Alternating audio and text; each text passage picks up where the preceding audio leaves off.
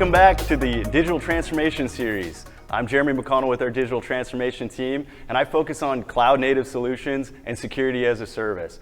If you're just tuning in, make sure to start back at week 1 and hit that subscribe button below. I'm super lucky today to be with one of our customers, Moss Adams.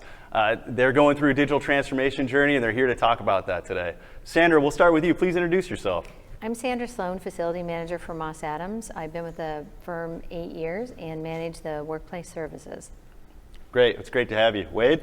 Wade McIntyre, Director of Real Estate and Procurement for Moss Adams, which means I also oversee the meetings and events, our national buying programs, and our corporate travel. I've been with the firm 18 years. Well, and we're happy to be here. Yeah, we're super excited to have you here. If you don't mind, please tell us a little bit about Moss Adams. Sure. So Moss Adams we're about the 12th biggest accounting firm in the country. We're the largest one that's headquartered in the West. Our national office is in Seattle, where the firm was founded in 1913. So we've been around a long time.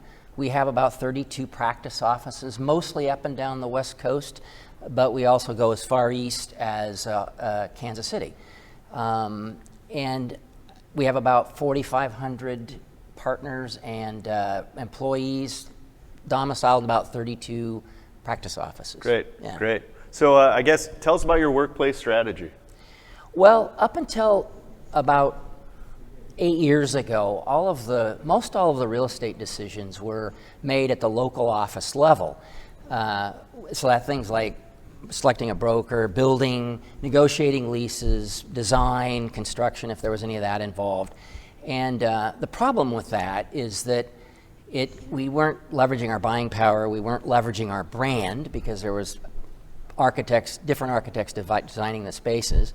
And it wasn't a good use of time for people every 7 to 10 years who are really good at client service work in the accounting field, but they don't really know that much about real estate. So that was a problem. And then from a model standpoint, we were very traditional. We had one-on-one assigned seating and lots of private offices around the perimeter usually. So the processes weren't efficient and the space wasn't efficient. So about 8 years ago, when I was asked to oversee the real estate portfolio, I immediately started to bring on partners, exclusive partners, to work with us. So for our transactions, project management, architectural, construction, AV and video conferencing, and furniture. And together as a collaborative group, we started developing standard processes, not only the metrics around our model, but also standard practices. And so, and one thing that we did is early on in that process, we decided we wanted an open concept office, no assigned seating, no private offices at all. So very open, bright, flexible space. A little ahead of the curve. Well, we tried to be. This was way before. We went to a hybrid model expecting everybody to be remote 2 to 3 days a week before anybody had even heard of COVID. Right.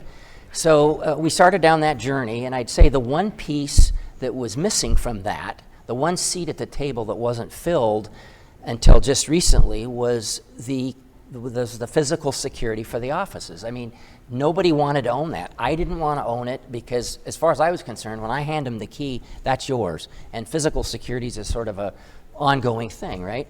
And then our IT department didn't want to own it, even though we're very big on IT security because of all the confidential information we have about our clients. They wanted no part of that.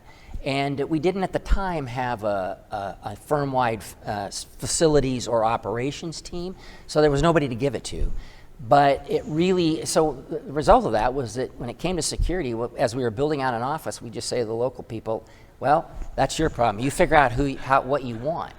The end result being it was sort of a free-for-all out there. Right, and we see that all the time, and it's awesome that you were already kind of in that standardization approach, but again, that security gap was kind of a hole. I'd love to hear from Sandra about kind of how does that management feel? Like how you having all these access control systems and all these different sites, like what does that feel like? It feels like it isn't being managed, to be honest. We do have some regions that are under the same system, and we have visibility for activity that way. But we have a lot of offices that have a single use system. Some of them have hard keys, some of them have touch pads, and so there is no standardization. And We really needed a partner to help direct us to standardization. We had a lot of criteria that was very specific. We wanted to standardize, we wanted to be cloud-based, and we wanted to be a system that we could manage in-house. That's when we turned to Convergint. Right, yeah, and I mean, for us, when we talk about security standardization, I mean, that's been a pretty important critical factor with organizations for a long time, right? Is it at the very least, have the same equipment, have the same solution, make it so you can operate kind of consistently across the board. However, recently, cloud-native security technology has been incredibly impactful for organizations, and you said, hey, we wanted to have a cloud-native solution. How did you come to this decision? Well, our IT department was moving everything out of our server rooms. So that was directed from our IT department, for one thing. And also, I don't know how many folks are familiar with the older legacy systems where everything is done manually.